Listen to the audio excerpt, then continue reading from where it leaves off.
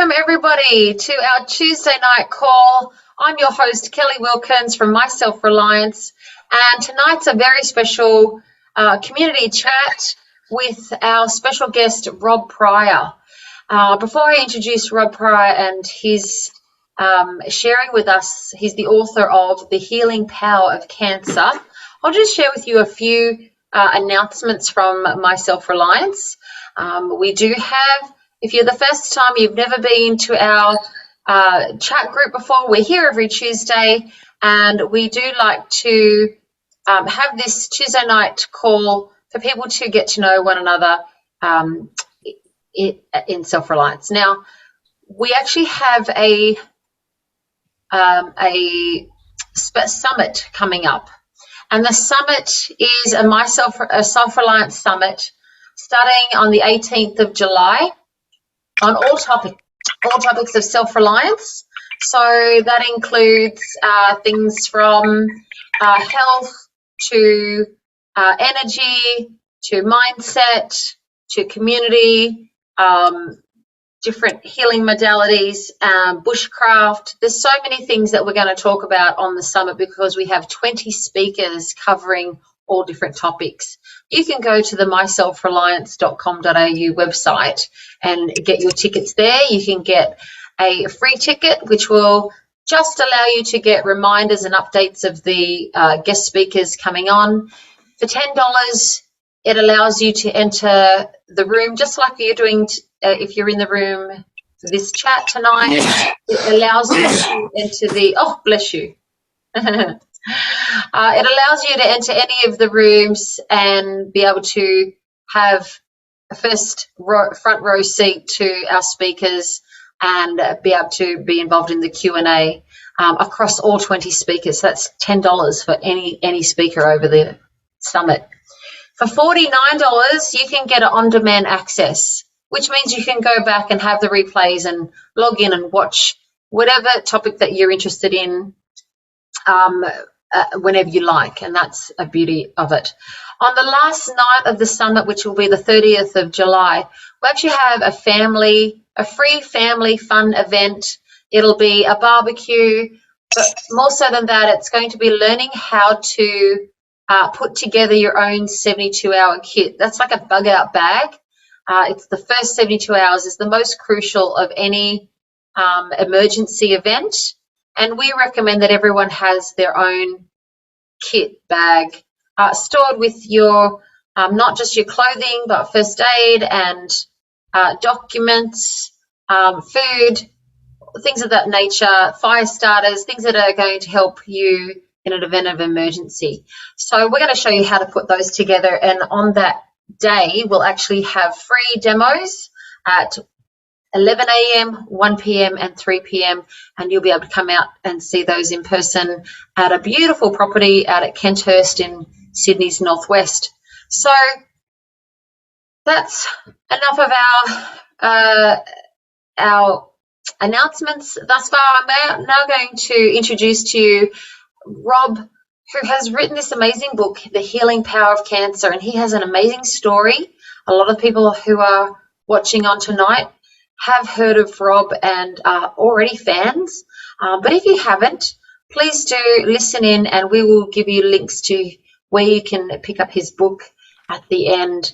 And I'll pass it over to Rob to share his amazing story. Over to you, Rob. Welcome. Hello, Kelly. Great to be here.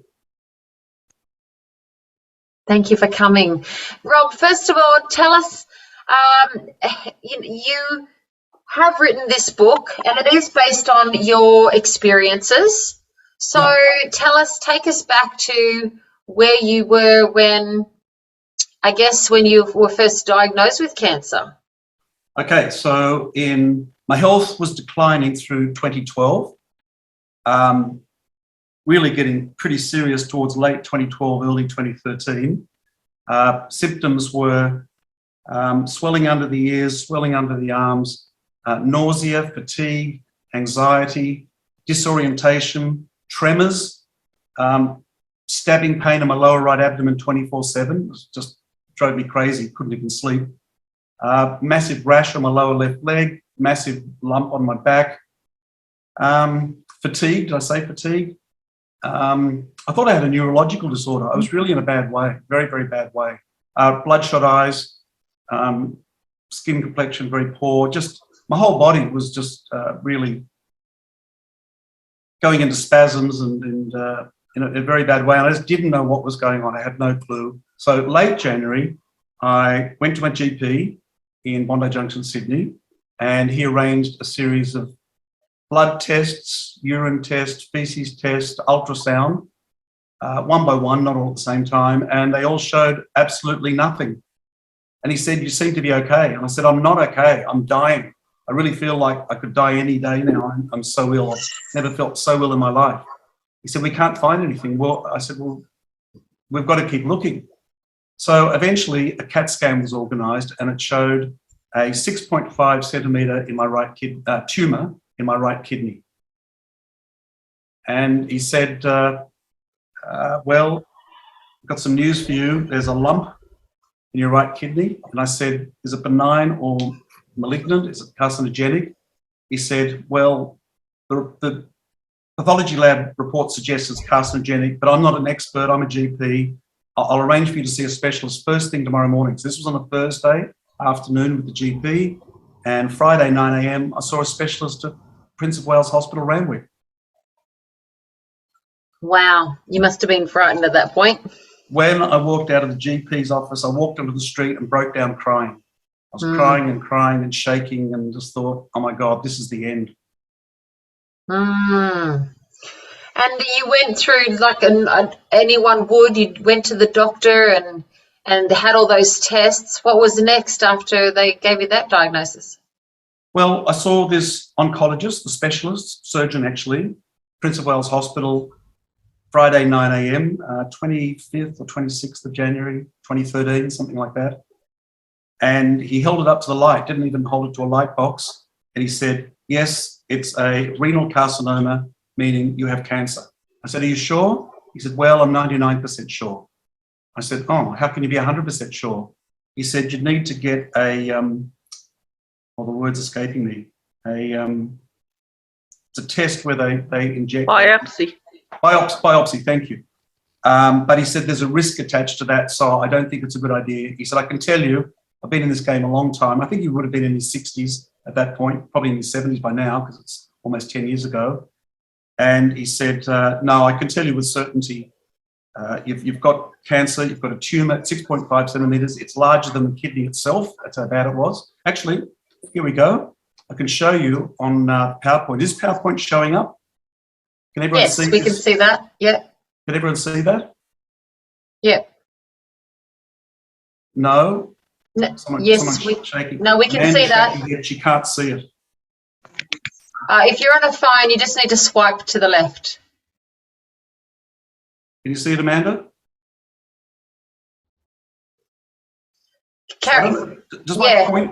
Does my pointer show up when I do this?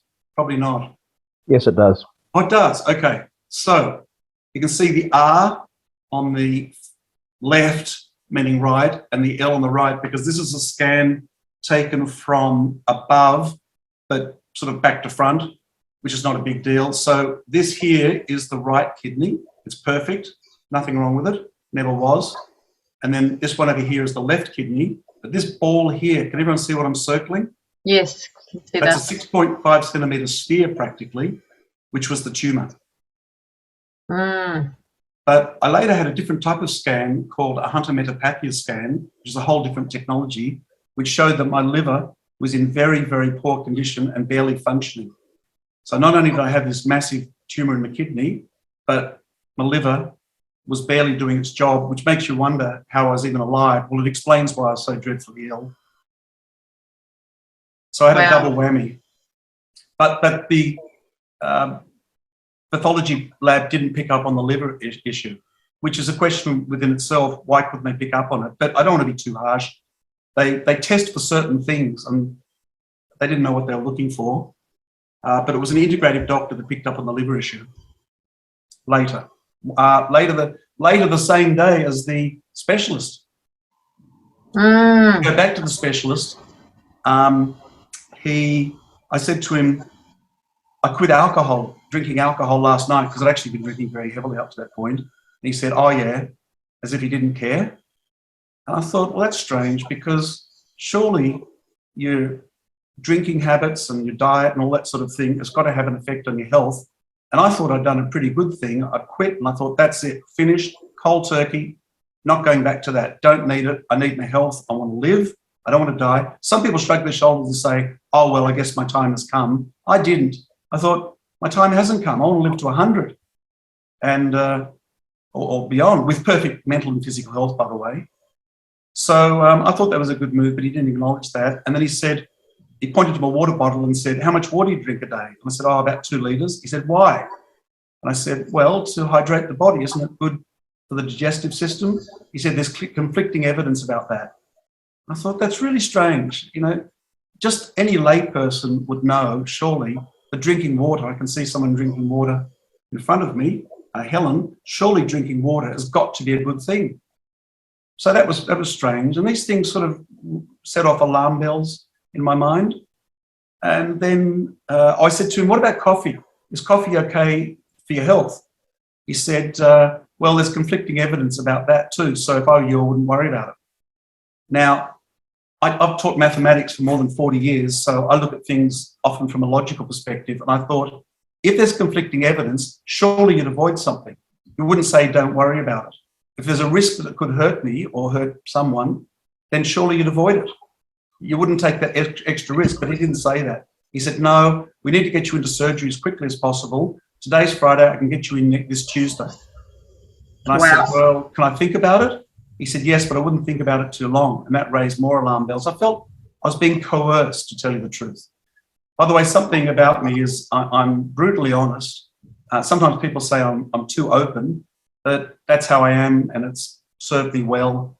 Tell the truth, be open. I mean, it doesn't mean you say everything to everybody, but, you know, I've got a message. I'm a man on a mission here, and, you know, I think some doctors coerce people into getting surgery for financial profit. Now, whether he was doing that, well, that was my feeling. Can't prove it, but it just made me really cautious, which, with the benefit of hindsight, I think served me well, because it sort of pushed me more towards to go and seek various alternatives and not just go straight into the one alternative being presented to me up front. So what was your next move? Well, I walked out of Prince of Wales Hospital onto the sort of the car park, I guess, and called up my dear friend Michael Adamides, who's about 9 or 10 years older than me. He's a psychotherapist, but not a regular psychotherapist. I think he's a genius. It helped me in the, 90s with some very serious emotional problems, but cleared them very effectively and quickly and permanently. So I developed great respect for him and became great friends. And we eventually wrote our first book together, a personal development book called Say Hello to Happiness. And so I trusted him and I valued him.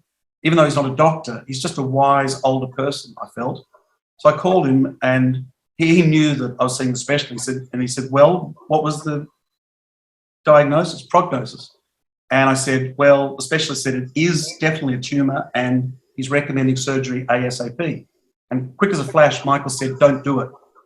Now, he only says what's in, he is so honest and so kind, this man, anyone who knows him will vouch for that, that he would only say what's in my best interest, and not just to me, but to anybody, or to a stranger who'd never met before.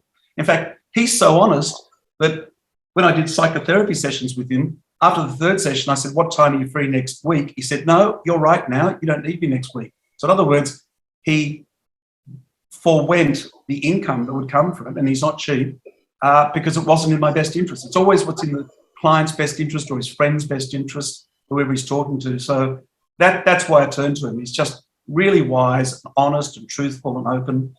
So he said, look, there's an integrative doctor in Annandale in the same building where I do the psychotherapy. His name is Dr. Chris, and he's got a very good track record for curing people of cancer, but he's not allowed to advertise that. There are laws against it. I said, why is that? He said, oh, well, it's the influence of the medical profession and the pharmaceutical profession. They don't want people claiming they can cure cancer, even if they can, even if they've got a good track record. He said it's suppression of knowledge and information. I said, oh, that's interesting. So I actually called Dr. Chris immediately and was able to see him 2 o'clock that day. got straight in. So everything's happening very fast. Wow. Wow, you're very lucky to get in so quickly. I was. Now, you've done lots of other research yourself after seeing this doctor. So was it him that put you on the track to do that? Dr. Chris was good, I must say.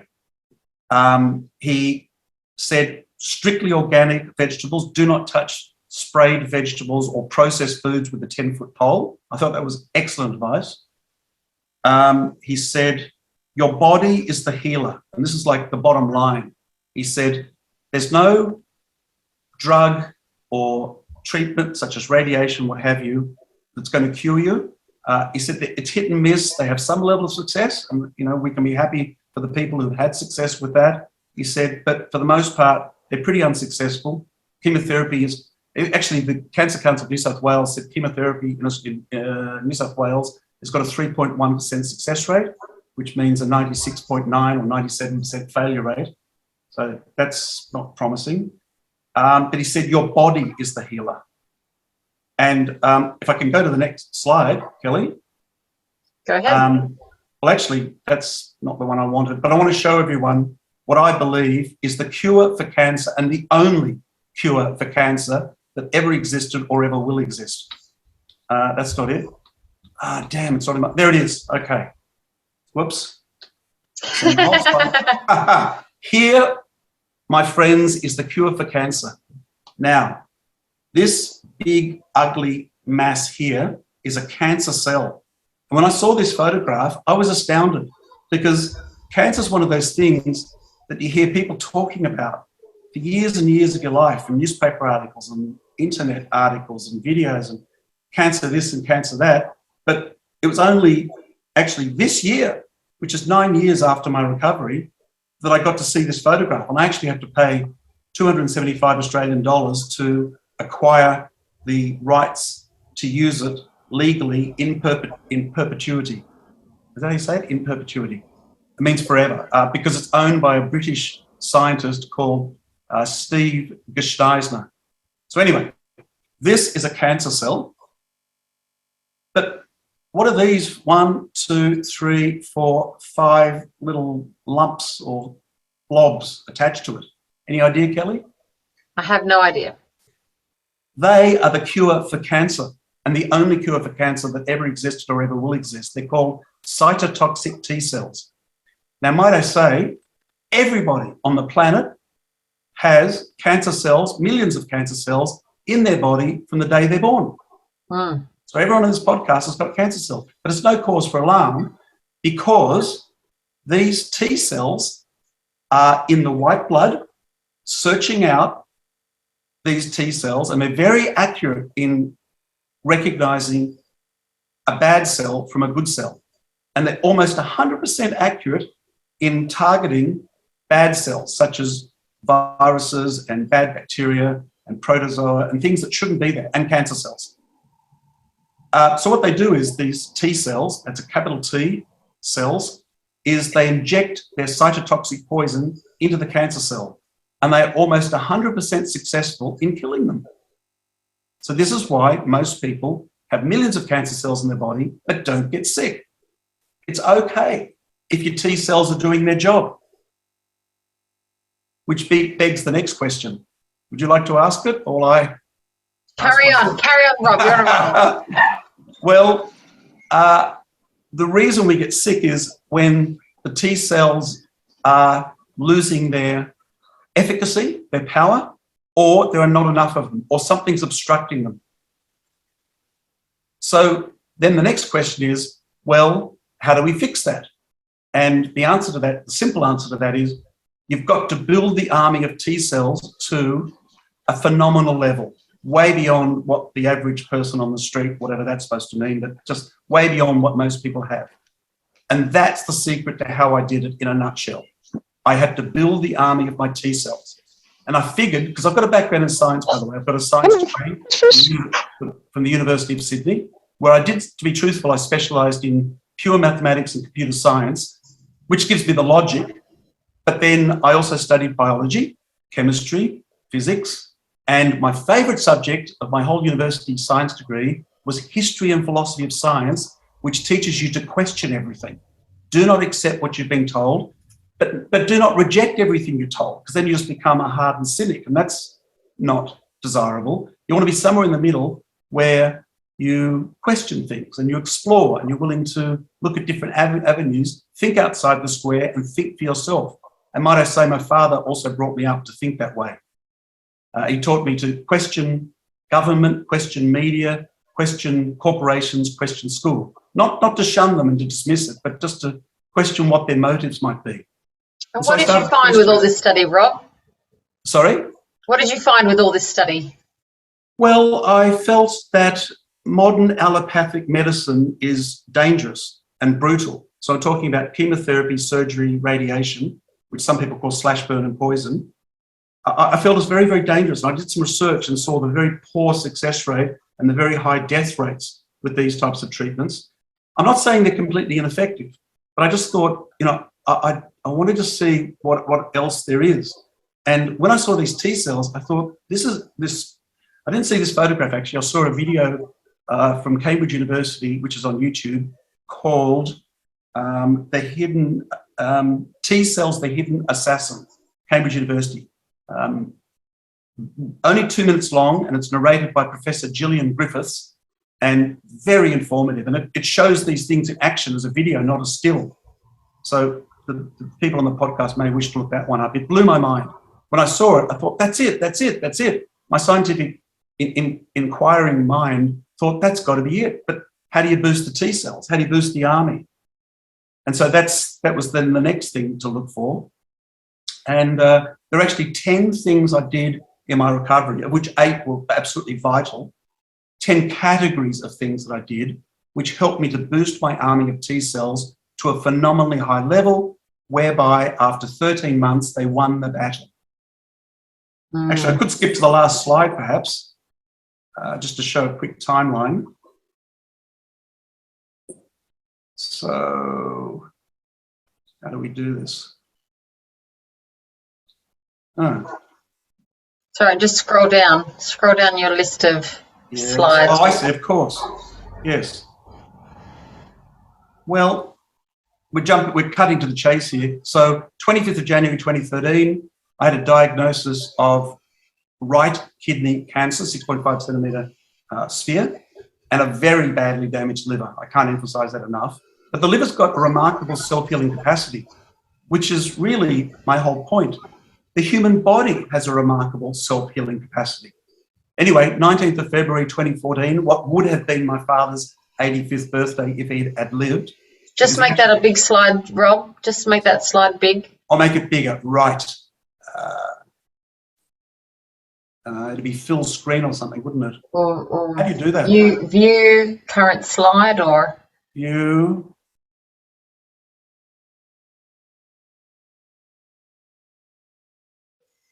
Help me here. I think you're on it, but I can't read it. It's too little for me to read. That says view slide. You can just hit arrow and it might go all the way through them. Yeah, we spoiled the surprise of the other ones, but that's okay. That's all right. I'll have to do that. They're all important parts of the story. There you go. 13 months later, approximately, my kidneys and liver were in perfect health, and I ascertained that by 5 different methods, which I can go into if you're interested at some point. But, also, when you're sick and when you're healthy. I don't need scans. I didn't need them to tell me I was sick. I was just dying. I had just so many symptoms of pain, and I didn't need any scans really, even though I did get things, to tell me I was healthy, because I was so vital, slim, athletic, creative, just surging with energy after 13 months by the road that I took. And I think most of the people I've spoken to who went down the modern medicine road don't really have the same story. They say, well, I'm alive, but, I'm not really 100%, and I'm living in fear as to whether I might get cancer again, so I'm getting scans. I don't need scans. I won't ever get any scans. I don't need them, because I know with absolute 100% certainty I cannot and will not ever get cancer again, because I actually got to understand what cancer really is. Now, Rob, we've got a lot of people watching who have been through cancer, are going through it, know somebody that's going through it, and really what they want to know is, what did you do? What is the secret? And I know you said you have 10 things that you did, and I know that it's never an easy road. We can't say just because you did it and came out the other side that it was easy.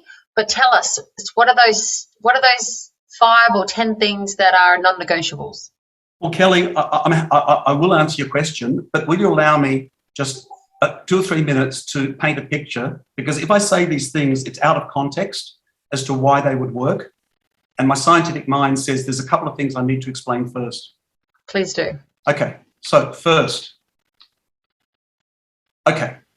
we need to go back to 1850, and I'll try and make this as brief as I can. We need to know a little bit of history to understand how we got to where we got to today with medicine. So first of all, I want to give you an analogy, and then I'll get to the real medical science of it. In the mid-1800s, around 1850, there were 2 academic rival French microbiologists. One was Louis Pasteur, who I think is very famous, and everyone I've spoken to said, yeah, they know Louis Pasteur and pasteurization and other things. And the other, his arch rival, academic of course, was Antoine Béchamp. Now, Pasteur, they were both looking for the underlying fundamental cause of all human disease. It was possible to do that. Because at that point, people got sick and they didn't know why. They thought, well, something's going on, it's a mystery. You know, they didn't know then what we know now. And so these fellows thought, right, let's take it upon ourselves to try and dig deep and get to the bottom of this. So Louis Pasteur came up with his germ theory, which states that he believes there are harmful microorganisms called germs, whatever the French word for germ is, which get into our bodies and cause havoc and cause us to be sick. And that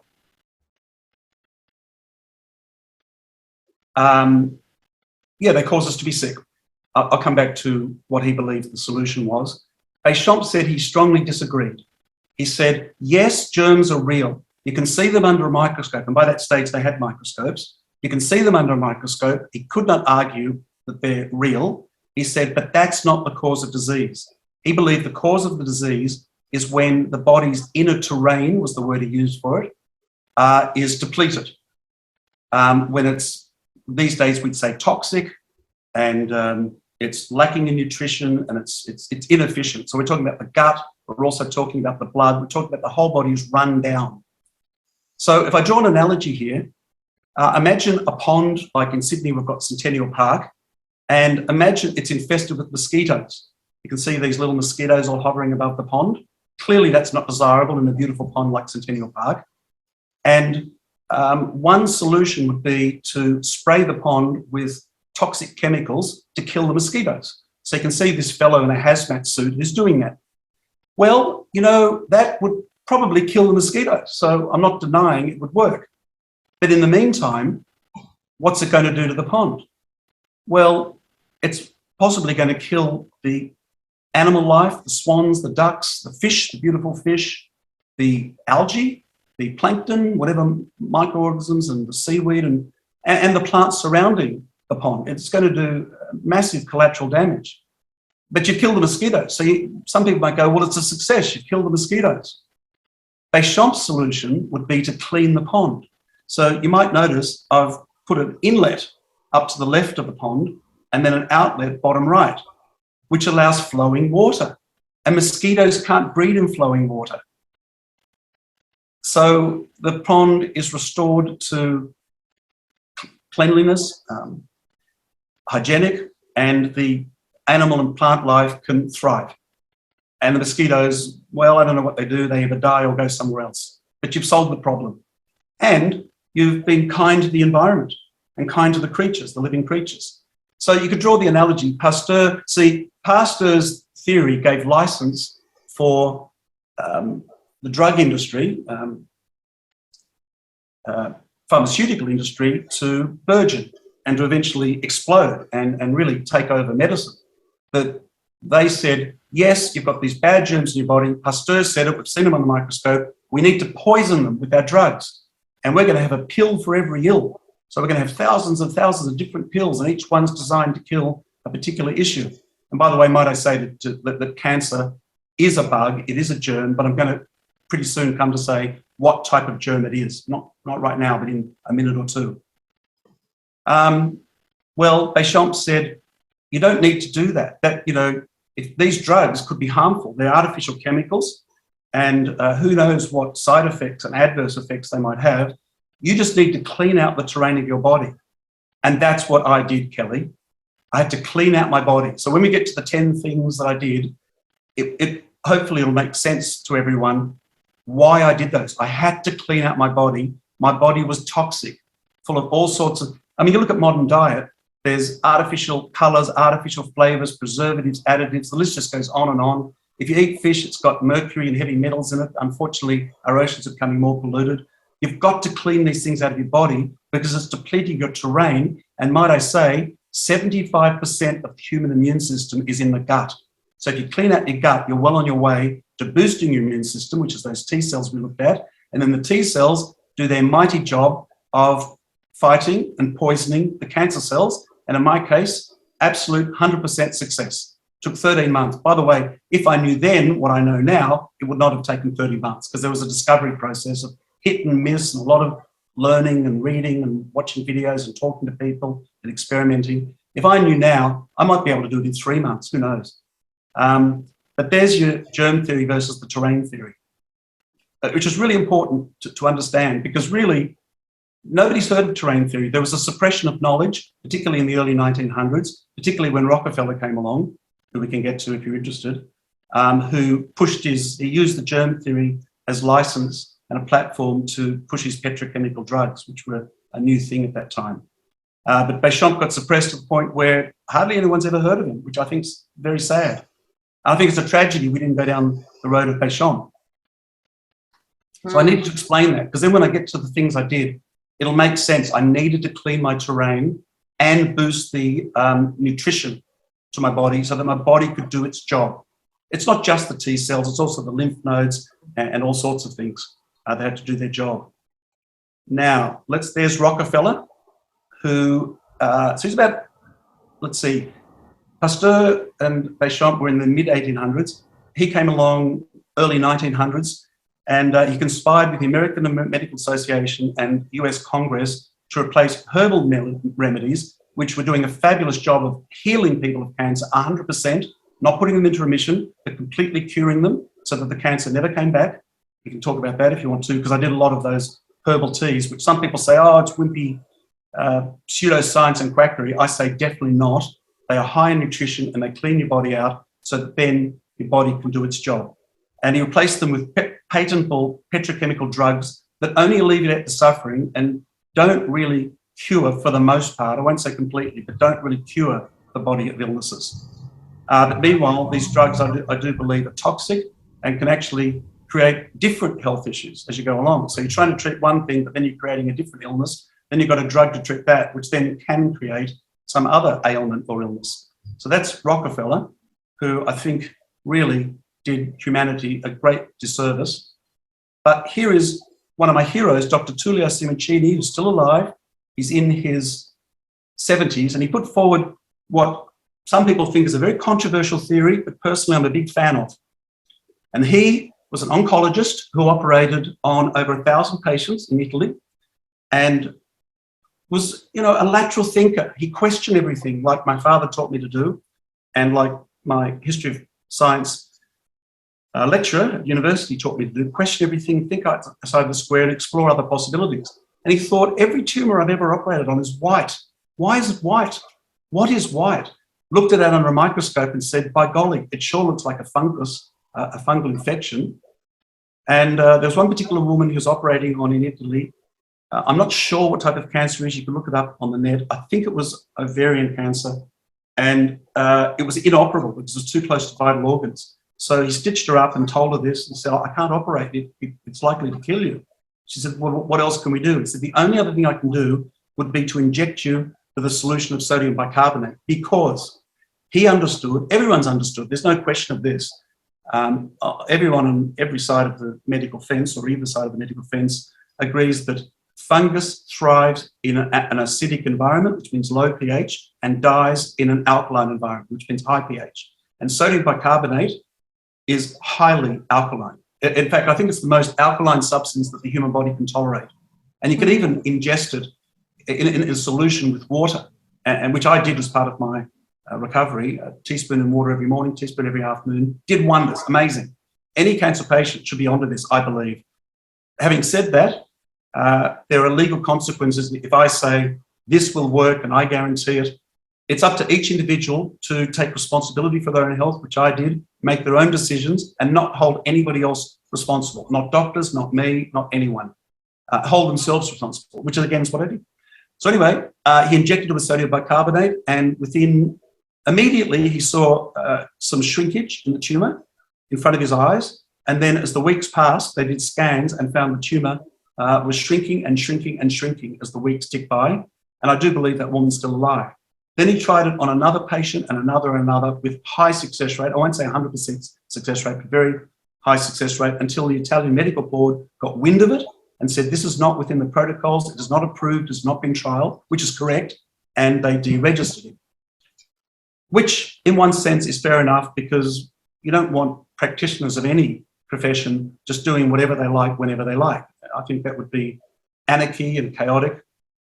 So I get that. He really should have run it past the authorities. What he did is, I think he relocated to the UK and got official permission to continue his experiments, and they gave him permission. And I don't know if he's operating to this day, but he's been operating till recently and is a big advocate of this method, and I'm a huge fan. And might I say, I met many people, and let's cut to this slide. I met many people at this fellow's organic cafe. Now, this is Pete Meloff, who I stumbled across about 3 months after my diagnosis. So this is after Dr. Chris. You have to ask me if Dr. Chris was good. Yes, he was good. Pete Meloff is phenomenal. Not just good, but I think he is just out of this world. He's a self-taught naturopath, and I think he's got a diploma or something from an online course, but really he's figured a lot of this out for himself. He's what they call an autodidact, a self-taught person. And I stumbled across him. He happened to have his organic food store in the same street as my office, would you believe, in Edley Street, Bondi Junction. And so it's 10 minutes walk.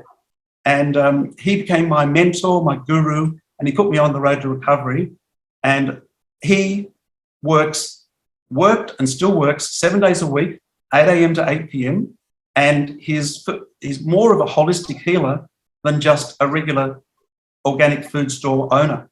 And I used to go down and pick his brains for sometimes hours on end. And he gave me all the secrets. He said, yes, sodium bicarbonate. We could actually get to the 10 things pretty soon, because he's the one that put me on a lot of these protocols, and they worked. But I must say, to add a bit of spice to the story, and it's a true story, I told him that I had 2 musician friends who also had cancer. Doc Neeson, the singer from the Angels, if anyone knows that song, and I'm never going to see your face again, who had a brain, not a brain tumor, what do you call it? A brain, what's the name for it? Brain. Don't know.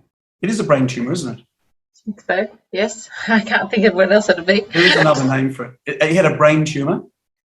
And at the same time, another musician, a friend of mine, Don Martin, who's not as famous, but his band was famous because his band was called My Sex. They had a hit with a song called Computer Games in the 80s, if anyone knows that song, and many other hits.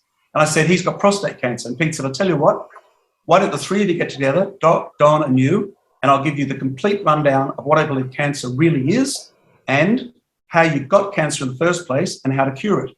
So he believed Simoncini's theory, and it is a theory.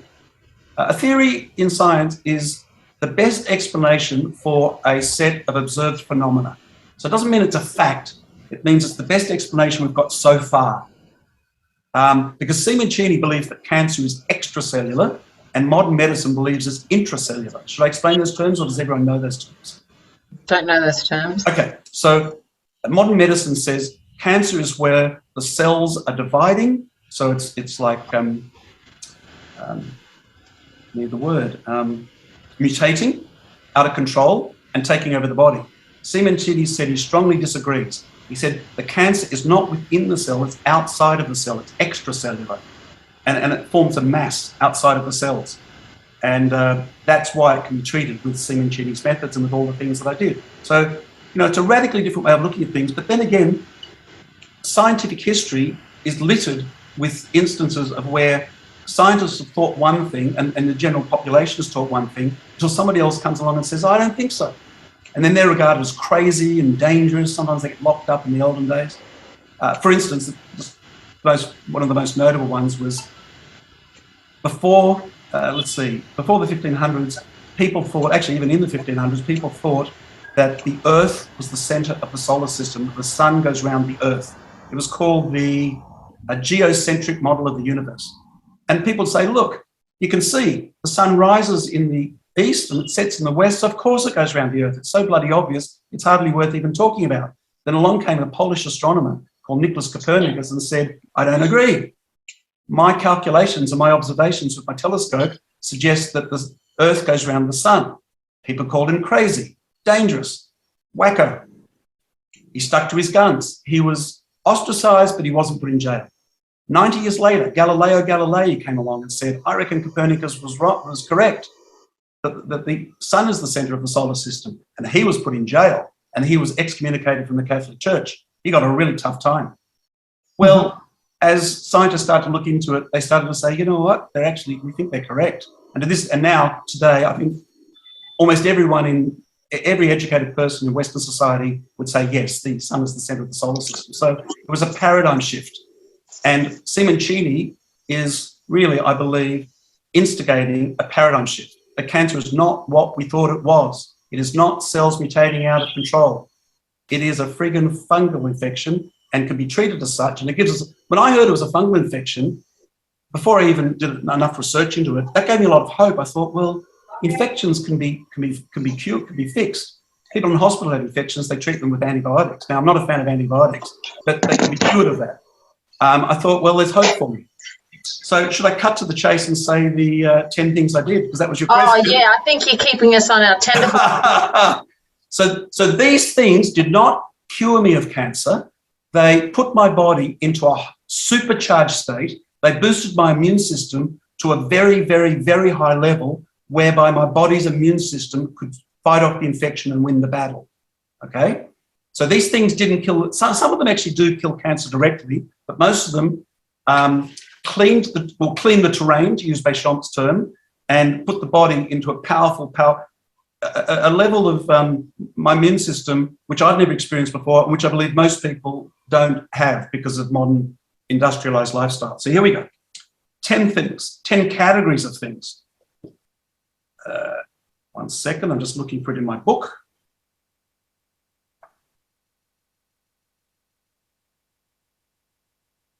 Sorry, I'm a bit slow, but there we go. Chapter 22, the 10 keys to my recovery. I need more light. Number 1, my understanding of science informed me that with the right support, my body's immune system, particularly my T cells, could win my battle against cancer. So I pursued the 9 avenues listed below. Number 2, I eliminated the underlying emotional traumas, which we haven't even spoken about till now, that triggered my cancer. And forgiveness was an important component. In my case, particularly forgiveness for my father. You can talk about that if you want. I had some deep resentment. I had to clear it. I can say now I completely cleared it. Even though he's deceased, I love him. I've got no issues, no resentment. It's all gone, all cleared.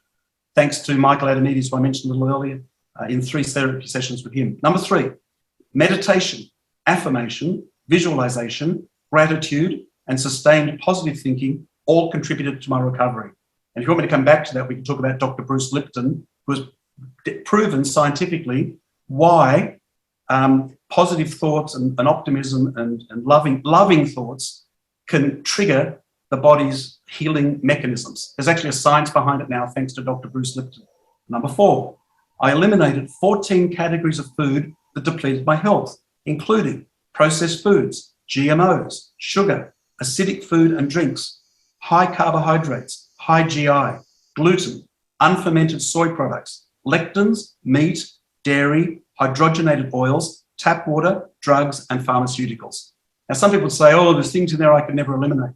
Well, it's a personal choice. Again, I'm not telling anyone what to do. but I do believe this was a massive contribution to my recovery because my body got into a very pure, powerful, energized, I guess is the best word, very energized state. Number 5, I consume foods and drinks that promote health, including fermented organic vegetables, which boost the gut microbiome, which is the good bacteria, and the immune system, organic alkaline vegan food, alkaline water, and sodium bicarbonate. I bought a $2,500 machine that produces alkaline water. Number 6, I consumed foods and substances that fight cancer. And Kelly, to play a guessing game, do you know the vegetable, the food, the number 1 food for fighting and killing cancer? Can you guess? Oh, there's a few that come to mind. Is it Throw a few at me. Throw me one. You don't have to. You don't have to play the game. No, leafy greens comes to mind. What else? Well, definitely. You've got it because Brussels sprouts are number 5 on the list. This was a study by a university in Quebec which explored 34 vegetables on 8 different cancer tumour cell lines. And Brussels sprouts is number 5, so you're right there. Kale is number 7.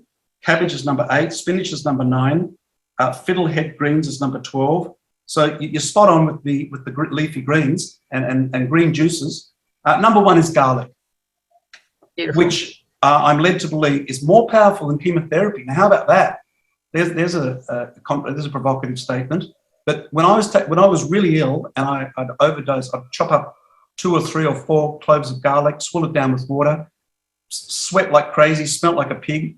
But I felt when I eliminated later that day or first thing the next morning, I felt so healthy. I felt like a demon had been exorcised from my body. I'm not kidding. So garlic is a powerful medicine. Unfortunately, you can't patent garlic, he said ironically. So the pharmaceutical industry will not be interested in that. They're only interested in things that you can patent. So the 15 healing foods are listed in chapter, whatever it is, 18 of my book. Where were we? That was number... So also ginger, broccoli, onion, turmeric, and laetrile. Now, there's one for you. I think I've got here.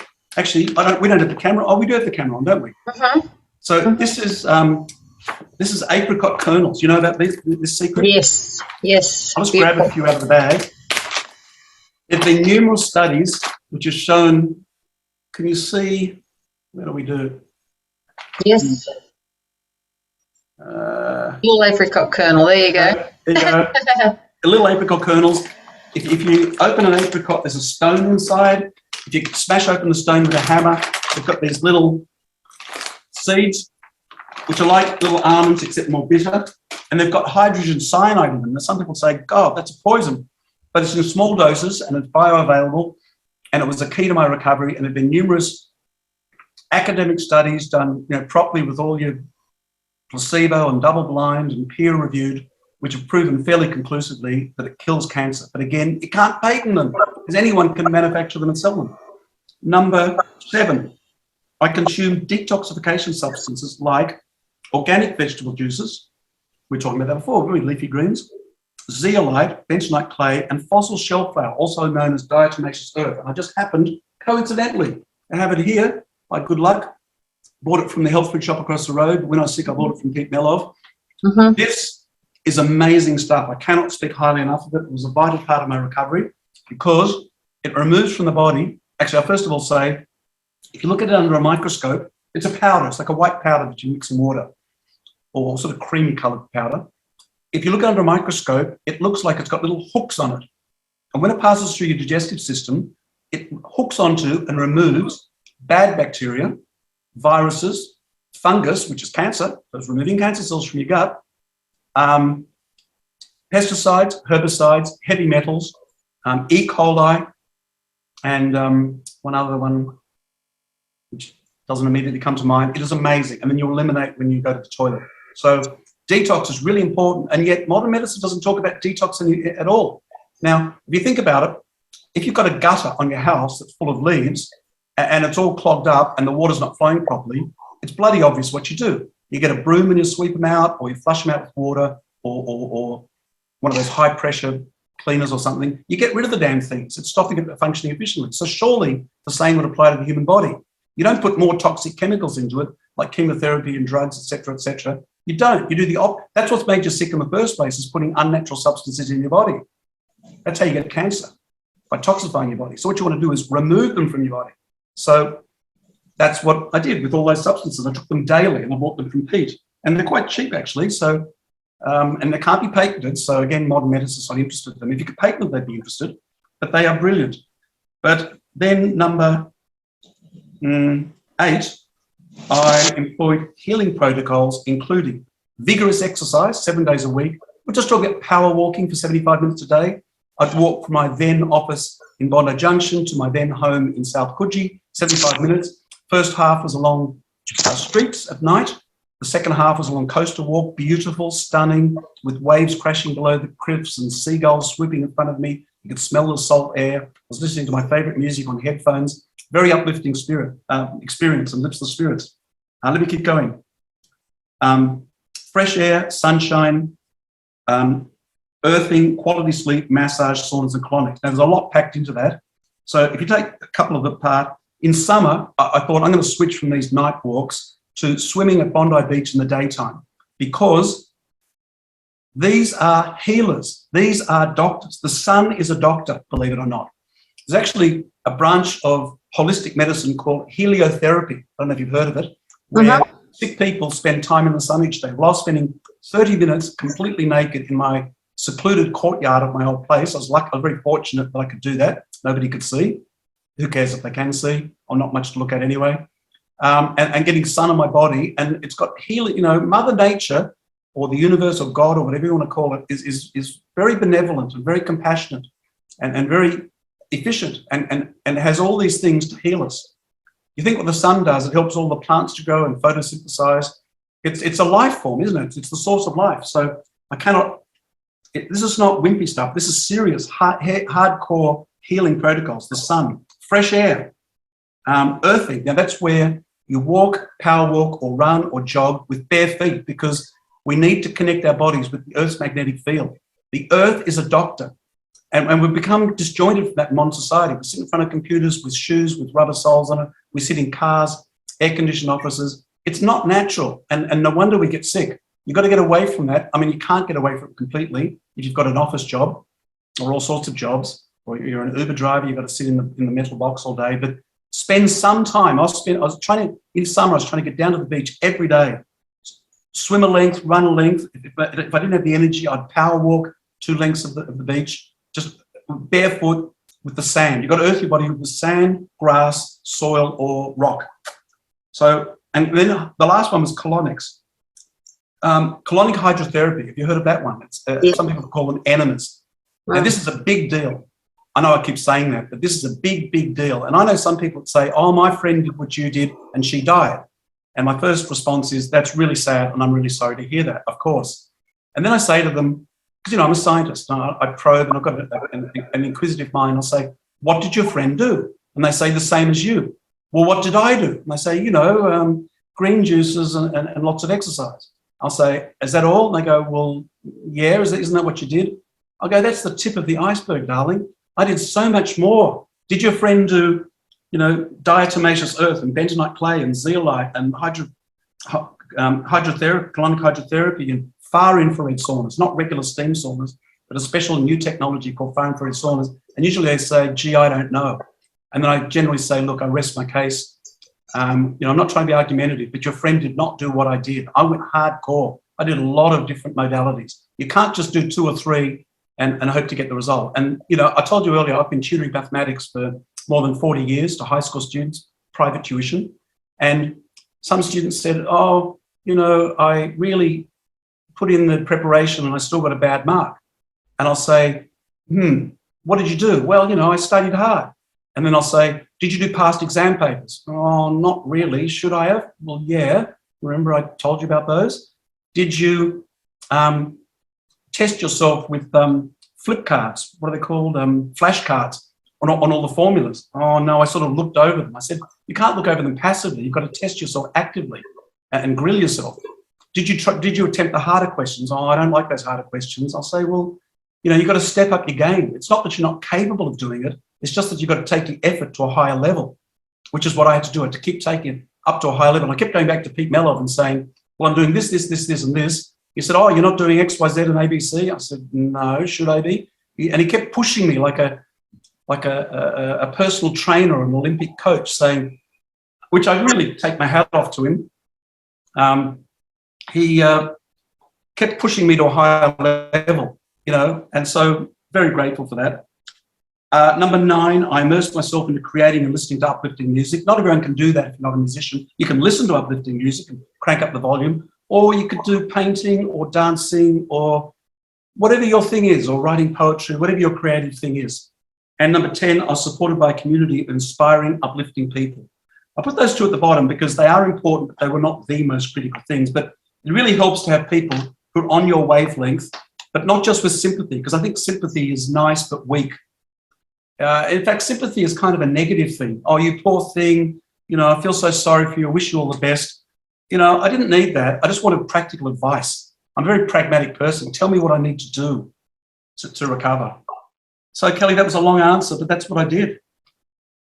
You know, and everything you said, Rob, I 100% believe in, and have been teaching that myself the last 15 years in my career. And I actually did a talk back a few months ago called How to Get Off the Grid with Your Health. And really what you've described is exactly that. If we all took those steps, and they're things that you can do every day, and they don't even have to cost a lot of money, right? Most of them don't cost a lot of money. Right. A couple of them did cost money. The Colonics cost $110 a pop, although I think they gave me a discount when I bought a 5-pack or whatever they call it, or 3-pack or something. They've gone up since then. They're around the $150 mark now. And I did 20 of them. So by those standards then, it would have been about $2,000. But, you know, if you really want to do something, you can beg or borrow but not steal, hopefully, to get the finances. There's always some way, some kind relative or friend, or there will be a way of getting that money if you don't have it, if you're really hell-bent on it. But, you know, you said there are people watching it that have got cancer. Can I say this, that I've mentored people with cancer, and, you know, I've told them pretty much what I've told you all today, and the general thrust is they'll say, wow, thank you so much, Rob, for your time, giving all your time. And wow, you're amazing as to what you achieved. And you can just see looking at you that you're healthy, even without scans, you're vital, you're full of energy, you're clearly not a sick person. I'm going to get onto it. And often they don't. So this also has to be addressed. They go away all pumped up thinking, wow, I'm going to do what Rob did. And I'm going to go the extra distance. I'm going to read his book from cover to cover. And they might start off with enthusiasm the first 1 or 2 days, and then they slump off. So I've got a whole chapter on this in the book. I call it existential stamina. What was, you know, I don't want it to sound like bragging, but if it is bragging, then so be it. Hang on, I need water. What was it about me? And I'm only saying this so that other people can tap into it. What was it about me that distinguished me from other people? Because let's talk about Doc Neeson. He went to the 3-hour meeting with Pete Melov in mid-May 2013, I think it was, where Pete gave the whole rundown, pretty much everything I've said in 3 hours and more. And then Don Martin also heard the 3-hour meeting. So the 3 of us were there. We all had the same information given to us. Now, Doc, I love him dearly and a very talented man, but he pretty much ignored the advice. Pete said, do you drink alcohol? He said, oh, yes, my preferred drink is scotch. I have my favourite scotch. And Pete said, can you quit? And Doc said, gee, I don't know about that. You know, I really like it. I don't know. I'd have to think about that. And then Pete said, do you enjoy sugar? He said, oh, I love confectionery. And then his partner, Annie, was there, and she said, oh, he loves his Ferrero Rocher chocolates. And Pete said, can you quit them completely? And Doc said, gee, this is pretty extreme. And Pete said, well, do you want to live? And then Doc paused, and there was this silence. And then he said, well, yeah. And then Pete wasn't convinced. So he said, do you really want to live? Are you prepared to do whatever it takes to get there? And Doc didn't answer that question at all. Now, I don't say this to attack him. I don't get pleasure out of dissing people. I'm not that sort of person. I'm saying this so that we can learn a lesson. If people can learn a lesson and get on a better track, then hallelujah. And even Doc would have to say, if he were alive, because that's, of course, the punchline, he died about 1 and a bit years after that 3-hour meeting. His health just went down, down, down, down. He kept doing chemotherapy, kept doing radiation. He did have surgery, kept drinking alcohol, kept consuming the sugar. You might say, why? And I probe into this book, into the psychology, but particularly drawing upon an American psychiatrist and writer called Dr. David Hawkins. He wrote many wonderful books, particularly one called Power versus Force, where he rated human consciousness on a scale of 0 to 1,000 with 17 different levels. And at the level of 310 on the scale of 0 to 1,000, 1,000 being the most enlightened human being who has no experience of fear. They have pure love for themselves and all of humanity. So it's believed that people like Jesus Christ, Buddha, great spiritual leaders, the people alive on this earth today, are at that level of 1,000.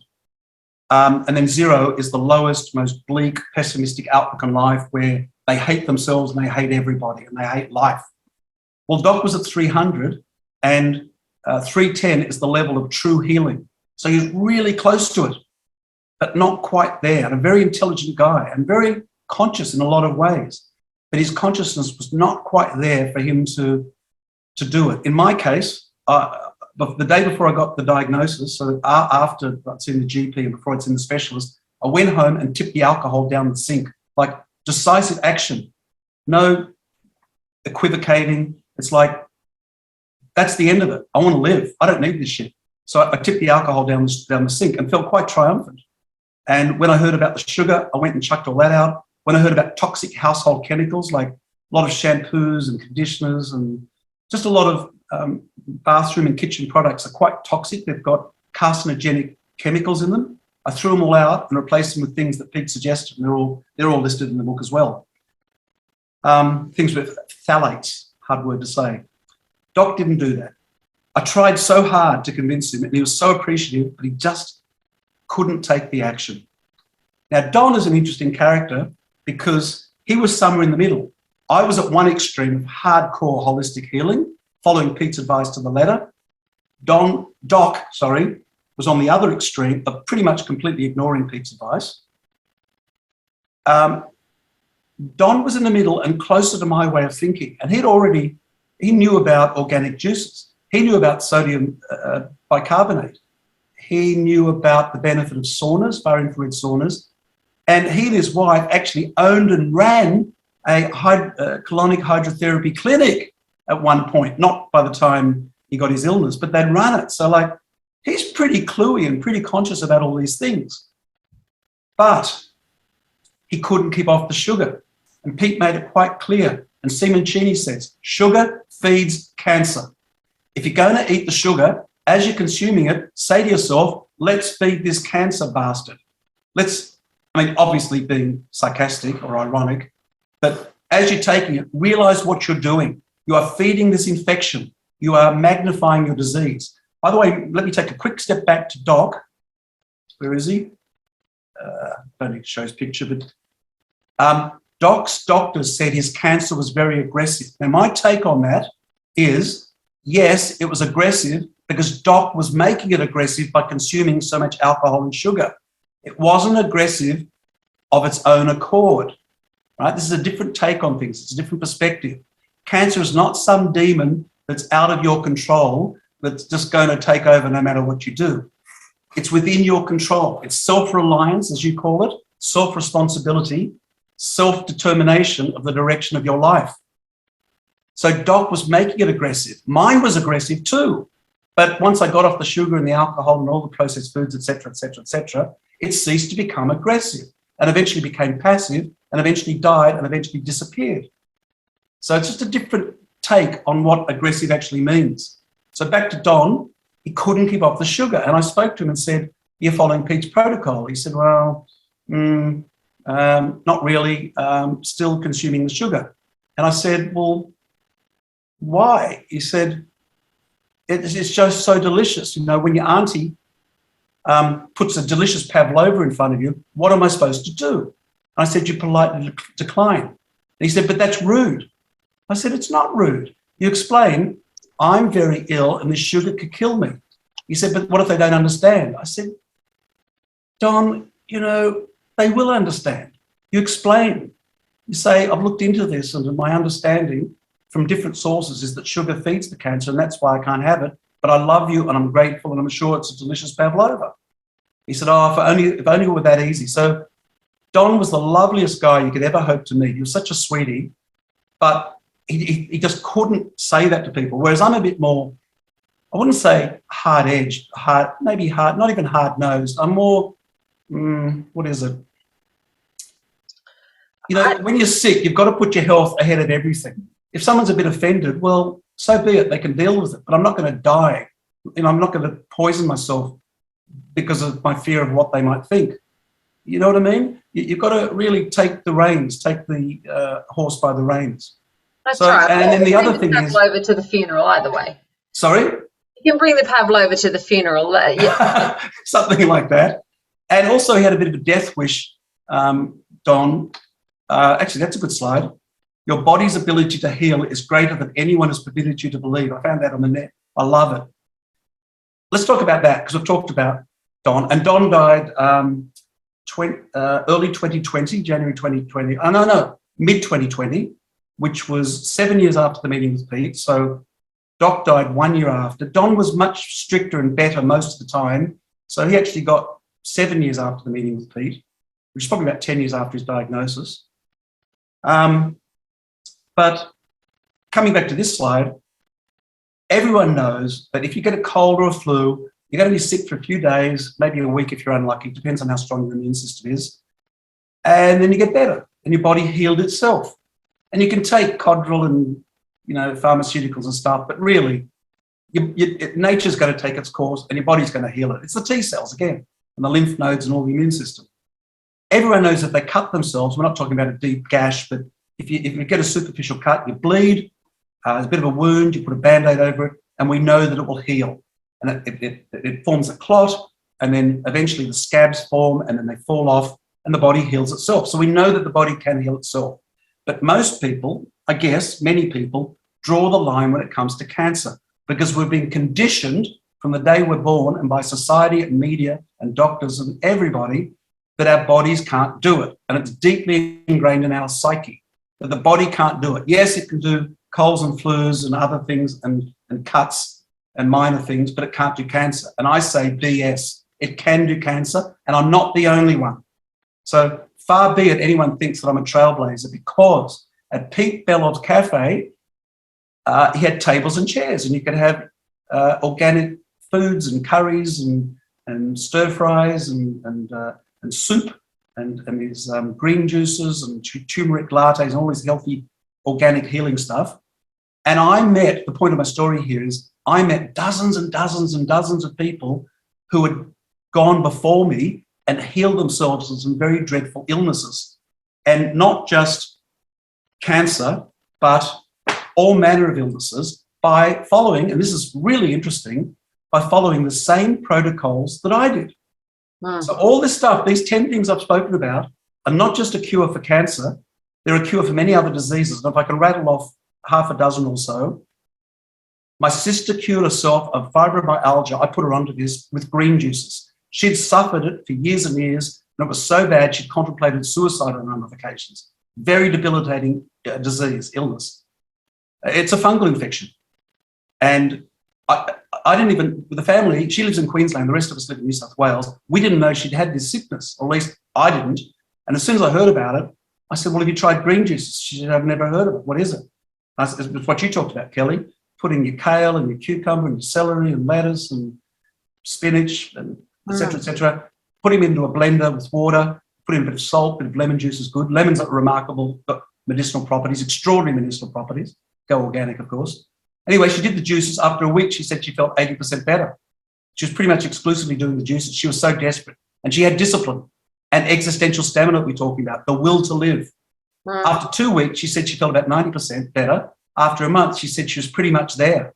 And to this day, and that was a couple of years ago, now she said she doesn't have it anymore, except when she gets stressed, which keeps bringing us back to this psychological / emotional component, which we must not admit. It's a big deal. We can talk about that if you want. Now, I met a lady from South America who had Lyme disease. The doctors had done everything, and in the end, it didn't work. But doing all the things I did worked, and she eliminated Lyme disease, psoriasis, eczema, diabetes. Rob, I'm going to interrupt you there for a second because we could talk about this all night, but we only have a limit of an hour on this recording. So what I want to do is people are interested in to know where to buy your book. So sure. Well, there's one last thing I want to say, which is the last thing I need to say about all of this, just to be complete, because I'm a bit of a perfectionist. Not only do all these protocols that are outlined in my book, I believe, have the potential to heal someone of cancer and of many, many other illnesses which modern medicine struggles to solve. So not just cancer, all these ones I'm rattling off and many more, even arthritis and leaky gut and many foggy brain syndrome, many, many things. But it also is the way that you prevent getting these illnesses. Now, how about that? It's the way to... So anyone who's watching this that's perfectly healthy but worried they might get cancer, following these protocols will minimize or even prevent your chances of getting cancer and many other illnesses, because it's the terrain theory. So that's the last thing I want to say about all that. Prevention and cure of many different illnesses and diseases. So they can get the book from porpoisepress.com. It's my own publishing company, which I started up recently. So it's porpoisepress, one word, .com. And then you find your way to the store. And, you know, there's, I want to encourage other authors on a similar track for me to promote and distribute their books, because I'm really passionate about helping people. I was so ill, you know, I really don't want to go through that again. And I really want to help others to get better, because who needs illness and the fear of death is just a horrible thing.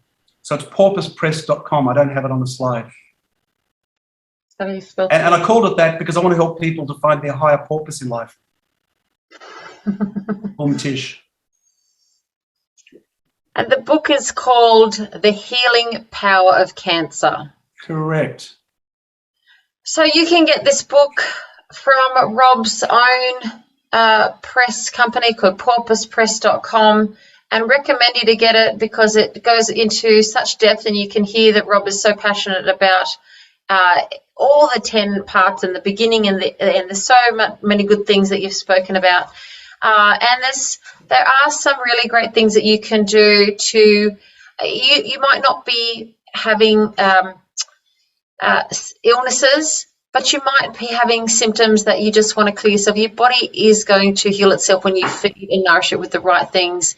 We are going to stay on. Those that are in the group, you are here because you want to ask questions and get some answers, but we will end the recording here. And if you're watching the recording, thank you so much for joining us tonight, and do jump on next Tuesday. We're here together again on the same channel. You'll find us at My Self-Reliance on the Telegram group, and the links will go in there. And stay on, we'll ask some more questions. Thanks for watching, and see you next week. Thanks, Kelly.